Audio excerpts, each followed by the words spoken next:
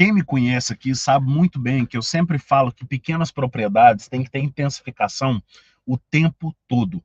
O tempo todo tem que ter intensificação para pequenas propriedades.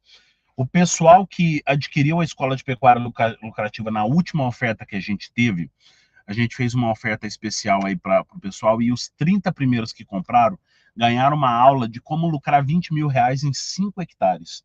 A gente fez um projeto de intensificação, seja para pequena propriedade ou uma grande propriedade que desenvolve 5 hectares lá dentro e você consegue aí um resultado bacana dessa intensificação. Por que eu trago que essas propriedades têm que intensificar?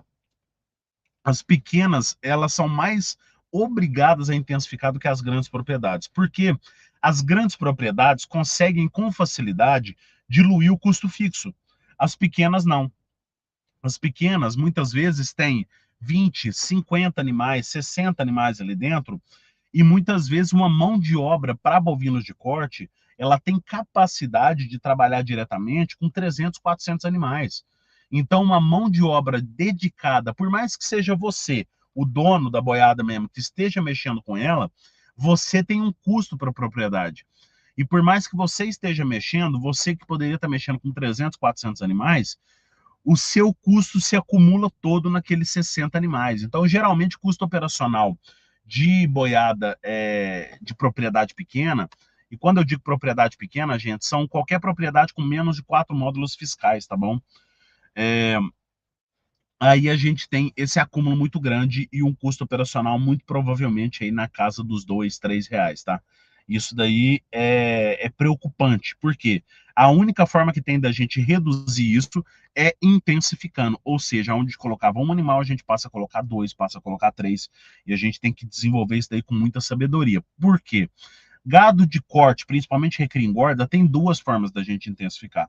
Ou a gente intensifica com adubação, e aí a gente tem uma aula lá na Escola de Pecuária Lucrativa voltada apenas para adubação. Se chama Aprenda a fazer uma interpretação básica da sua análise de solo. Aula de número 9. Eu ensino você a recomendar adubação para você mesmo, tá? Pelo menos uma adubação básica para você começar o processo de intensificação.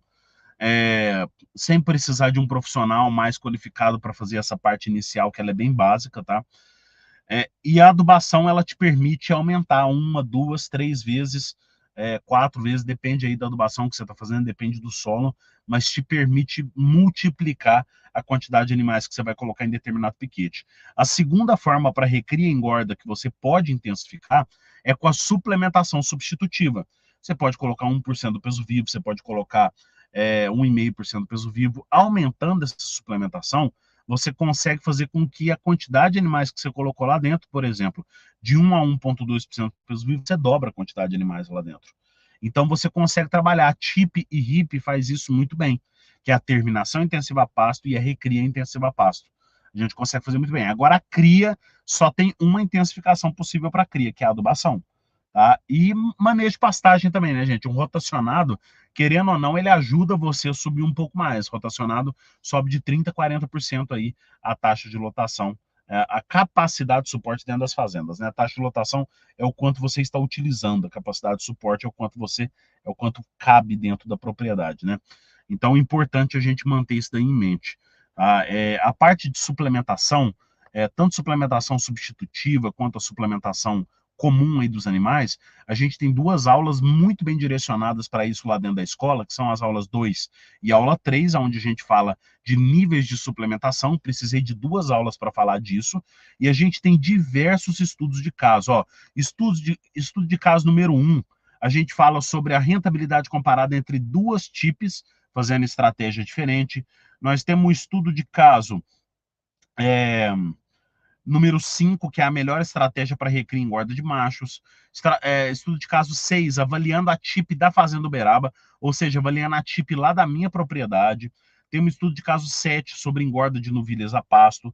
O estudo de caso 10, que é TIP na seca.